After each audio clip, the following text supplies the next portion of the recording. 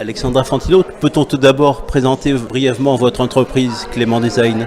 Alors Clément Design est une PME qui est à la tête avec monsieur et madame Bouville qui ont créé cette société il y a à peu près 20 ans. Dans le bassin niçois, on fabrique et on commercialise des uniformes professionnels pour tous les secteurs, les métiers de bouche, c'est-à-dire hôtellerie, restauration, boulanger, pâtissier. Alors quelle est la place de l'exportation au sein de votre entreprise?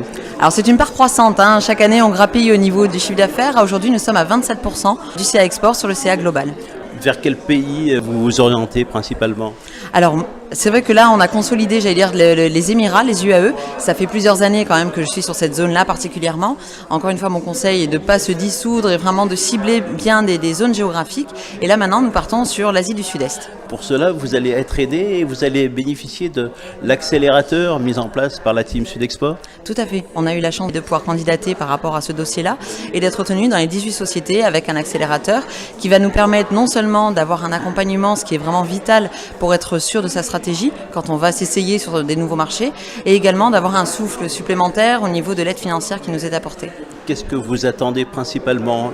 Une aide à une meilleure connaissance des marchés dans lesquels vous voulez vous implanter?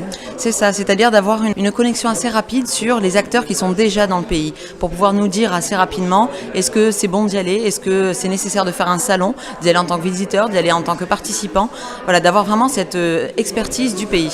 Parce que les règles diffèrent suivant les pays en fait. Oui, l'approche culturelle et j'allais dire le nerf de la guerre quand on commence à faire de l'export, il faut bien comprendre à qui on s'adresse, à qui on veut vendre notre produit, savoir s'il est adapté ou pas au niveau du produit lui-même, du packaging, et il faut comprendre l'impact de négociation aussi qui parfois diffère, que ce soit avec un Allemand, avec un Anglais, un Américain ou un Japonais. Vous allez également bénéficier d'un accompagnement financier, c'est quand même important pour mettre en place une stratégie à l'export? Tout à fait, c'est important dans le sens où quand on va à l'international, il faut bien comprendre qu'il y a des efforts d'investissement qui doivent être faits par toute société.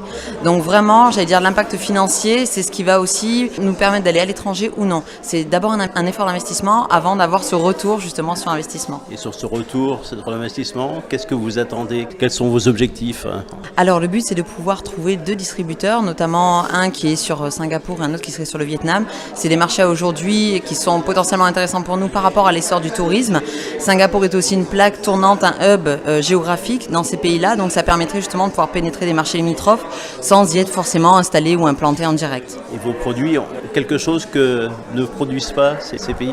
Alors, c'est toute la technologie qu'on met dans nos produits aussi au niveau des matières. On essaye d'intégrer des matières premières qui sont même pour des sportifs dans nos uniformes. Il faut bien comprendre que les uniformes de cuisine, notamment un cuisinier va travailler 13 à 14 jours par jour, 6 jours sur 7. Je pars à l'étranger, mais aussi souvent en France.